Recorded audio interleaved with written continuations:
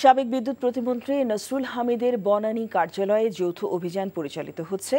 তার এই কার্যালয়ে বিপুল পরিমাণ দেশি বিদেশি মুদ্রা পাওয়া গেছে বলে জানা গেছে। সেখানে আছেন আমাদের সহকর্মী শফি মাহমুদ সাগর।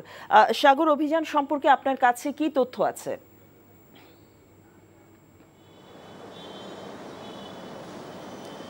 জসিন্তা, আমি এখন বনানীর সেই বহুতল ভবন প্রিয় প্রাঙ্গণের সামনে আছি।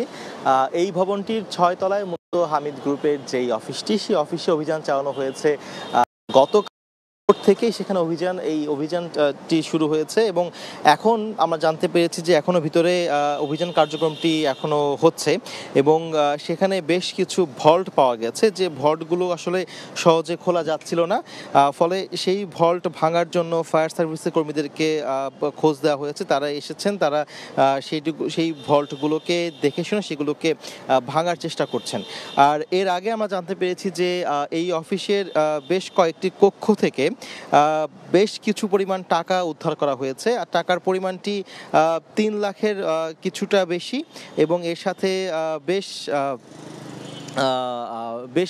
বেশ কিছু বিদেশি মুদ্রা পাওয়া গিয়েছে।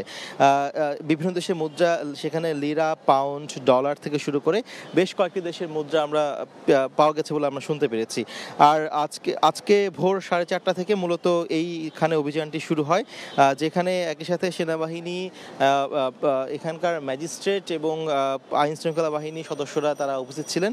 তবে একটি অভিযোগ পাওয়া গিয়েছে যে যখন থেকে আসলে খোঁজ পাওয়া গেল যে এখানে কিছু টাকা পয়সা রাখা আছে, তো তখন থেকে আসলে পুলিশের বিরুদ্ধে একটি অভিযোগ ছিল যে তারা মূলত ভল্ট ভাঙতে বা অভিযান চালানো শুরু করতে তারা একটু দেরি করছিলেন, গড়িমসি করছিলেন। পরে সকাল 10টা থেকে মূলত অভিযানটি শুরু হয়, যদিও একদম আজকে ভোর 4:30 থেকে এখানে অবস্থান নিয়েছিলেন সমন্বয়ক এবং একই সাথে গণ অধিকার পরিষদের ভিপি নূর।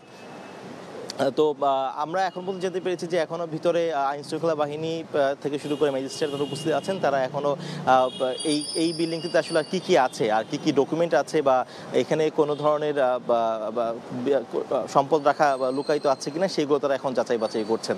তো এই ছিল এখানকার সর্বশেষ অবস্থা। জানছিলাম নসরুল হামিদের কার্যালয়ে অভিযানের খবর।